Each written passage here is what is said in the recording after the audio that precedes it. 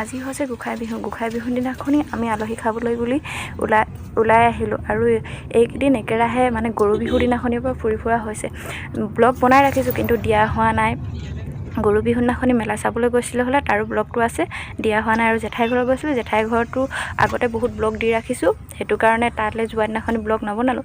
যিহেতু ফুৰিবলৈ আহিছোঁ, বিহু ফুৰিবলৈ আহিছোঁ যেতিয়া ব্লগ এটা নবনাইনো কেনেকৈ থাকোঁ, সেয়ে আহি থাকোঁতে ব্লগ এটাৰ বনালোঁ। আৰু আহি পাই আমাৰ গাড়ীখনৰ ভোক লাগিলে, সেয়ে পেট্ৰল পাম্পত সোমালোঁ। পেট্ৰল পাম্পত সোমাই এতিয়া তেল অলপ ভৰাই লওঁ। তেলখিনি ভৰা হৈ গ'ল, এতিয়া গৈ থাকোঁ। আৰু অলপ টাইম ৰৈ দিলোঁ, আলহী ঘৰলৈ যিহেতু ফুৰিবলৈ আহিছোঁ, সেইটো কাৰণে মিঠাই অলপ লৈ লওঁ বুলি খুৰাই মিঠাই আনিবলৈ গৈছে, আমি আৰু ৰৈ আছোঁ। আৰু ভিডিঅ'টো শেষলৈকে চাই থাকিব, শেষলৈকে চাব, লাইক আৰু শ্বেয়াৰ কৰিব। আৰু আহি থাকোঁতে ৰাস্তাতে কিবা বাবাসকলে দোকানে দোকানে সেৱা কৰি আছিলে আৰু আহি পাই গ'লোঁ। চাহ দিলে, আমি চাহ খাব লৈছোঁ। চাহ তিলৰ লাড়ু, নাৰিকল লাড়ু আৰু তিলপিঠা দি একাপ লাল চাহ দিছে।